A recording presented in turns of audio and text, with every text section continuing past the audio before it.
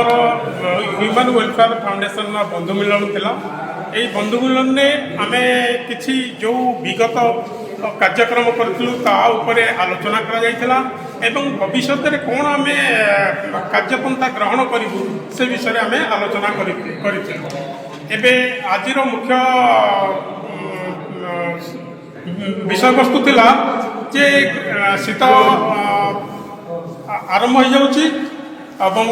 जो गरीब गुरुबा लोक मैंने अच्छा पाखे आम पहुँची मुहर टे हस फुटाई पुराणा वस्त्रर आम जोगाड़ करूँ जे यार आम गोटे रखीचु संबोधना रखीचु जे थिले दियंतु नथिले नियंतु आम आज समस्त सदस्य और अन्य मानक खबर दे बहुत किसी पुराणा वस्त्र आम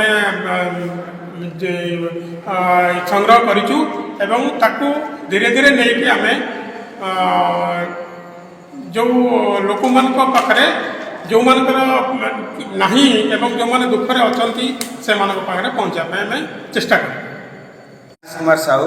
ह्यूमन वेलफेयर फाउंडेशन कोषाध्यक्ष आज प्रभु चंदनेश्वर डिओकनाथ पीठे आमर एक बंधु मिलन उत्सव अनुष्ठित होता यह सहित आमर व्यवहार उपयोगी पुराणा वस्त्र संग्रह और कम्बल बंटन कार्यक्रम आज अभियान गोटे आरंभ कराई आम तो आज एमती बहुत लोग अच्छा जो मैंने कपड़ा खंडे भी पिंधा पाऊना से आज आम कार्यक्रम रखिलु आम समस्त नूतन वस्त्र किणीपारे एत फंड आम गते ना से व्यवहार उपयोगी भल भल वस्त्र किसी आम कलेक्शन कर लोक पहुँचे जो मैंने ना या सहित कम्बल बटन अभियान जो नुआ कम्बल आम किणिक लोक पहुँचेबू से हिसाब से आज आम करूँ जो आम सदस्य मैंने जाओ समस्त 5टा 10टा कम्बल आज प्रदान करेंगे कथा देते जोटा कि आम आगामी दिन में 5000 पीस कम्बल बंटन कर लक्ष्य रखीचु या सहित आम आगे वृद्धाश्रम करने योजना रही आम तो बहुत गुड़े कार्यक्रम चलू आप जानते विगत दिन में आम 1 लाख वृक्षारोपण करने जो नहीं टार्गेट 1 लाख पाखापाखि आम 1 लाख खर्च लगे पार नु सत कि प्रदान लोक बांटी बहुत गुड़े गच बांटी या सहित आमर अनेक समय विभिन्न अनाथ वृद्धाश्रम राशन सामग्री जोगाण विभिन्न सहयोगी आम अनुष्ठान तरफ जारी रही आज आम अनुष्ठान सहित जड़ित प्रतिमा टीवीर संपादक बंधु समय टीवीर संपादिक आम अनुष्ठान संबोधित कराला यह सहित आम अनुष्ठान जो मैंने विगत दिन सबू क्षेत्र में साहय सहयोग कर फिजिकाली हो फाइनान्शियली हो जो मान सहयोग आम आम अनुष्ठान सब क्षेत्र रही से भर समस्त प्राय 7-8 जन मेम्बर संबोधित कराला यहीपरि भाव आम अनुष्ठान सदस्य सहयोग आम प्रति रही था आज एटा जो कार्यक्रम अनुष्ठित होता पाखापाखि 100 जन मेम्बर आम उपस्थित थे जहाँ समस्त सहयोग आज कार्यक्रम सफल हो पाला समस्त बहुत बहुत धन्यवाद आम अनुष्ठान सदस्य सहयोग एमती आगे लगी रो आम अनुष्ठान आगे भी जापर निराकर पुराण संपादक ह्यूमन वेलफेयर फाउंडेशन आज चंदनेश्वर पीठरे आमर एक बंधु मिलन कार्यक्रम अनुष्ठित होता से कार्यक्रम आमर विगत दिन भितर कर सब कार्य करूँ ता भर आलोकपात कराइला आ दोष दुर्बलता भितर कौन अच्छी आमि आग को उन्नति हो पार से विषय आलोचना कराइला आग को कौन आम करवा कार्यपंथा नवा ता विषय भी आलोचना कराइला आज मुख्य गोटे कार्यक्रम रही पुराणा वस्त्र दवा दान करवा जार नाही से ने से कार्यक्रम आम गोटे आरंभ करूँ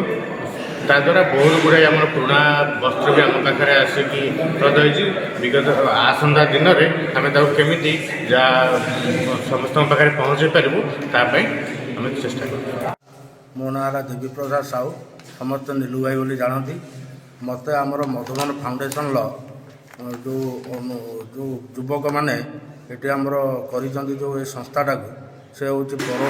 पर सब लगी निजर कम धंदा को छाड़ी समय नष्ट करी निजर समय नष्ट करी समाज सेवा लगी से बहुत खुशी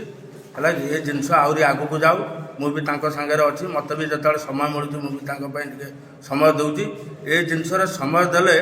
समाज आगू जीव जो युव पीढ़ी आमर मधुबन ये बाहरी आम जो ह्यूमन वेलफेयर फाउंडेशन ग्रुप पिला एमानकर कार्यक्रम बहुत आगू पड़े ପ୍ରତ୍ୟେକ ମଣିଷର ସୁଖ ଦୁଃଖରେ ଯାଇକି ପହଞ୍ଚୁଛନ୍ତି। ଏଇ ଆଗକୁ ଆମର ଏ ଯେଉଁ ବାତ୍ୟା ହେଲା ସେମାନେ ଯାଇକି ବସ୍ତ୍ର ବଣ୍ଟନ କରିବା, କମ୍ବଳ ଦେବା କି ଜରି ଦେବା, ଏସବୁ ଜିନିଷ ଯାହା ହଉ ଆଗକୁ ସମସ୍ତଙ୍କ ପାଖରେ ଯାଇକି ପହଞ୍ଚି ପାରୁଛନ୍ତି। ଏଠି ଗୋଟେ ଭଲ କଥା ଏବଂ ଏମାନଙ୍କର ସହଯୋଗରେ ବହୁତ ଗରିବ ଗୁରୁବା ନଥିବା ଲୋକ ଏମାନେ ବି ଉପକୃତ ହେଉଛନ୍ତି। ଏମାନଙ୍କ କାର୍ଯ୍ୟକ୍ରମ ଆହୁରି ଆଗକୁ ଚାଲୁ, ଭଗବାନଙ୍କର ମଙ୍ଗଳ ତାଙ୍କ ପ୍ରତି ହଉ।